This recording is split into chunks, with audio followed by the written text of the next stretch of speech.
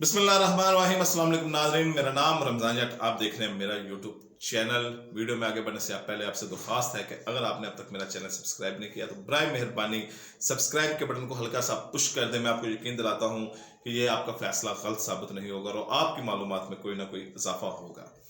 लता मंगेशकर 92 साल की उम्र में इंतकाल कर गई। एक सुरों की मलका कहलाई, पूरी दुनिया में उनका एक मौसीकी के हवाले से एक बड़ा नाम था। हजारों की तादाद में शागिर्द थे। एक बड़ी जदोजहद के जरिए उन्होंने ये नाम बनाया था। आशिया भोसले की बहन थी। लेकिन आज इस वीडियो में मैं आपको एक दिलचस्प वाकया बताऊंगा कि सुरों की मलका लता मंगेशकर और सुरों की मलका मैडम नूरजहां का जब मलाप हुआ वाघा बॉर्डर पे, क्योंकि ये पाकिस्तान बनने से पहले से इनका ताल्लुक था। दोनों, नूरजहां का तब भी तोती बोलता था और ये गाने वगैरह गाती थी और पूरे पूरे पूरे बरसगीर में उनका एक नाम था। लेकिन पार्टीशन के बाद नूरजहां क्योंकि पाकिस्तान आ गई और लता मंगेशकर वहां पर रह गई, लेकिन इन दोनों के दरमियान एक मोहब्बत और प्यार का रिश्ता मौजूद था। हालांकि लता मंगेशकर हमेशा नूरजहां के पाँव को छूती रही हैं। तो इनके दरमियान एक बड़ा दिलचस्प वाकया पेश आया जिसने तमाम लोगों को रुला के रख दिया था। फौजी तक रोक पड़े थे वहां पर, वाघा बॉर्डर पर तमाम मौजूद लोग रोक पड़े थे। तो मैं आप इस वीडियो में आपको वाकया बताने जा रहा हूँ। इंडिया के पहले वज़ीर आज़म जवाहरलाल नेहरू के बारे में मशहूर था, जो नेहरू थे कि वो ना खुद रोते थे और ना किसी को रोता हुआ देखते थे तो पसंद करते थे, और उनको बड़ी चिढ़ होती थी कि उनके सामने कोई रोए। 27 जनवरी 1963 27 जनवरी 1963 को लता ने नगमागार हरतीब का लिखा नगमा ए मेरे वतन के लोगों गाया तो नेहरू भी रो पड़ा। नेहरू अपने आंसुओं को ना रोक सका और लगातार मुसलसल ज़ारों कतार उसने रोना शुरू कर दिया। गाने के बाद लता स्टेज के पीछे बैठी कॉफी पी रही थी कि तभी हिदायतकार महबूब खान लता के पास गए। उनसे कहा कि पंडित जी तुम्हें बुला रहे हैं। महबूब ने लता को नेहरू के पास ले जाकर कहा, ये रही हमारी लता, आपको उनका गाना कैसा लगा? उन्होंने कहा, बहुत अच्छा, इस लड़की ने मेरी आंखें नम कर दी। ये कहकर उन्होंने लता को गले लगा लिया। इसके बाद इस गाने का टेप रेडियो चैनल विविध भारती को पहुंचाया गया और म्यूजिक कंपनी HMV का स्कर कार्ड बनाकर इसे बाजार में ले आई। देखते देखते ये गाना पूरी दुनिया में देखते देखते गाना पूरे भारत में मशहूर हो गया। 1964 में जब नेहरू बम्बई आए तो लता ने तकरीब में इनके सामने फिल्म आरज़ू का ये गाना गाया, जी रूठ कर अब कहाँ जाइएगा। ये लता ने नेहरू के सामने गाना गाया, जी अब रूठ के कहाँ जाइएगा। तब नेहरू उनके पास एक चिट भिजवाकर एक बार फिर ऐ मेरे वतन के लोगों गाने की फरमाइश की थी और लता ने ये गाना गाकर उनकी फरमाइश पूरी कर दी थी। 1949 में अंदाज रिलीज होने के बाद म्यूजिक चार्ट के पहले 5 नंबर पर लता के ही गाने हुआ करते थे। लता जब 80 साल की हुई तो उन्होंने खुद तस्लीम किया कि राज कपूर नरगिस की फिल्म बरसात के बाद इनका कैरियर बुलंदियों को छूने लगा था। 1984 में फिल्म रिलीज हुई तो गीता राय को छोड़कर लता मंगेशकर के मुकाबले की तमाम गुलकारें शमशाद बेगम, जहरा भाई, पारुल घोष और अमीर भाई एक एक करके इनके रास्ते से हटती चली गई। कोई भी गुलकारा इनका सामना ना कर सकी। 1950 में जब उन्होंने आएगा कोई आने वाला गाया तो ऑल इंडिया रेडियो पर फिल्मी गाने बजाने की इजाजत नहीं थी। इंडिया के लोगों ने पहली बार रेडियो पर लता की आवाज सुनी और सुनते ही रह गए, और उसके बाद जब तक लता जिंदा रही तब तक वो लता को ही सुनते रहे।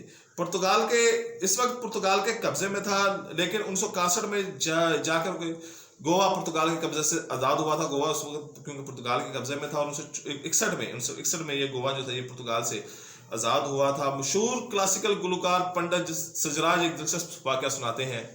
एक बार मैं बड़े गुलाम अली खान साहब से मिलने अमृतसर गया था। हम बातें ही कर रहे थे कि ट्रांसमीटर पर लता का गाना लगा, ये जिंदगी उसी की है जो किसी का हो गया, प्यार ही में खो गया, सुनाई दे रहा था। खान साहब बात करते करते एकदम से खामोश हो गए। जब गाना खत्म हुआ तो बोले, कमबख्त कभी बेसुरी ही नहीं होती। इनके लिए इस जुमले में एक वालिद जैसा प्यार था और एक फनकार का रश्क भी था। लता के गाने की शुरुआत 5 साल की उम्र में हुई थी। नसरीन मीनी कबीर की किताब लता इन पर ओन वॉइस में खुद बताती हैं कि मैं अपने वालिद दीनानाथ मंगेशकर को गाते देखती थी, लेकिन खुद उनके सामने गाने की हिम्मत नहीं कर पाती। एक मरतबा अपने वालिद अपने एक शागिर्द को मौसीकी सिखा रहे थे, उन्हें कहीं जाना पड़ेगा। उन्होंने कहा तो मैंने उसको कहा कि तुम ये जो गाना गा रहे हो ये गलत गा रहे हो। मैंने उसकी तौसीह की तो 3 दिन में वालिद आ गए तो मैं वहां से भाग गई। बहरहाल इससे पहली वीडियो में मैंने बताया है कि लता मंगेशकर ने कैसे अपने कैरियर का, अपने जदोजहद का आगाज़ किया और किस तरह वो अरूज पर पहुंचे और किस तरह शुरू में उनको स्ट्रगल करनी पड़ी। जो लता मंगेशकर नूरजहां का तल्लक जो था वो बड़ा गहरा तल्लक था। तो ये वाकया कुछ यूँ है कि लता मंगेशकर नूरजहां के दरमियान बड़ी गहरी दोस्ती थी।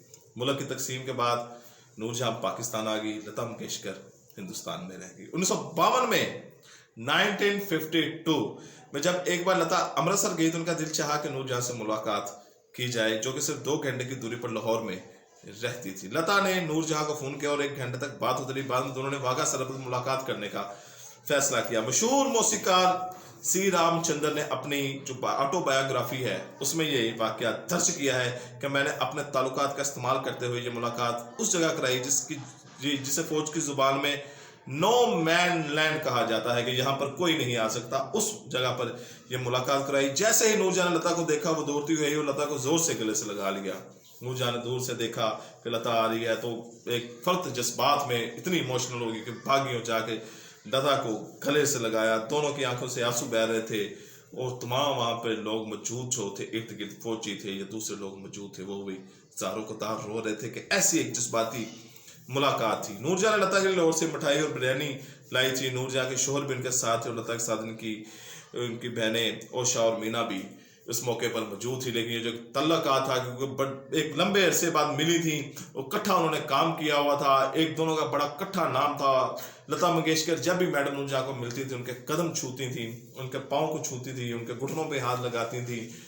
तो ये एक बड़ा एक उनका बॉन्डिंग रही है। और वहाँ बाद में जब नूरजहां जाती रही, हिंदुस्तान में जाती रही है, तो उनको वहाँ पर बड़ा एक ज़बरदस्त किस्म का प्रोटोकॉल दिया जाता रहा है। फिलहाल इतना ही, इजाज़त दें। अल्लाह हाफिज़।